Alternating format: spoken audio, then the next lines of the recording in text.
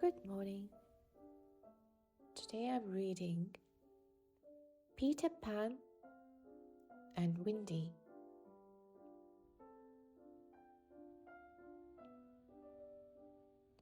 Once upon a time, there were 3 children, Wendy, John, and Michael Darling by name. Bedtime was their favorite time because every night in the nursery, Wendy told stories about Peter Pan.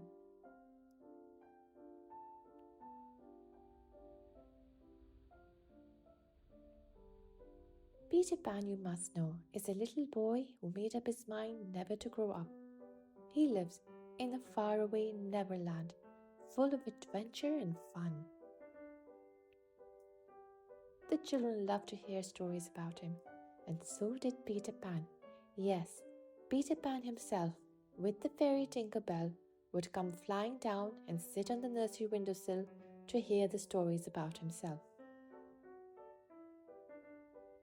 Peter liked those stories so much that he decided to take Wendy home with him to tell them to his friends, the Lost Boys in the Neverland. That made Tinker Bell jealous, but Wendy was thrilled. I couldn't leave Michael and John though, she said. So Peter agreed to take them all. How shall we travel? Wendy asked. Fly, of course, Peter said, and he taught them how. Easy as 1, 2, 3. All it takes is a wish and a pinch of pixie dust, and a little practice too. Then, out the nursery window, they flew and away to Neverland. The Neverland was a wonderful place, an island in a nameless sea. There were fairies living in the treetops. There were mermaids swimming in a lagoon. There were real red Indians in a village on a cliff. There were woods full of wild animals. Best of all, there was a ship full of pirates, wicked ones, with a specially wicked leader, Captain Hook.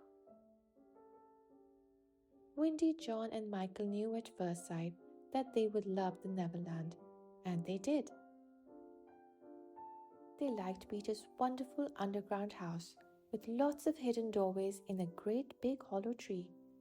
There they met the Lost Boys who showed Peter's home, and the boys were delighted that Wendy had come to tell bedtime stories to them. But they did not spend much time in that underground house. There were too many exciting things to do. Sometimes they played at war with the Red Indians, who were really their very good friends. Sometimes they had trouble with the wicked pirates, who were their enemies. One day the pirates stole away Princess Tiger Lily of the Indian tribe. The Indian chief, her father, was all upset, but Peter Pan rescued Tiger Lily and brought her safely home. That made Captain Hook, the leader of the pirates, madder at Peter Pan than he had ever been. I'll catch that Peter Pan if it's the last thing I do, he vowed, and he laid a wicked plan. He kidnapped Wendy, John, and Michael and all the Lost Boys while Peter was away,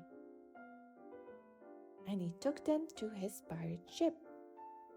Now, my fine fellows, said Captain Hook, when he had the boys and Wendy on his ship, which will it be? Will you all turn pirates, or do you want to walk the plank and fall kerplash into the sea? I guess we'll turn pirates, said the boys. But Wendy would have none of that. I think you should be ashamed of yourselves, she said.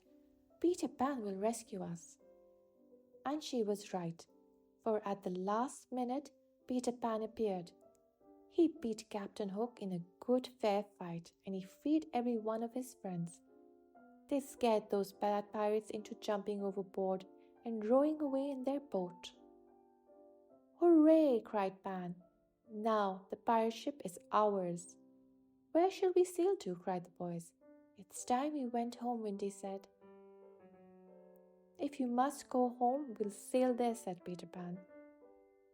With a wish and a pinch of pixie dust, they made that pirate ship fly.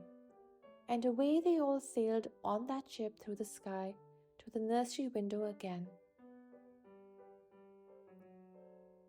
The children's parents could scarcely believe that their children had been to Neverland.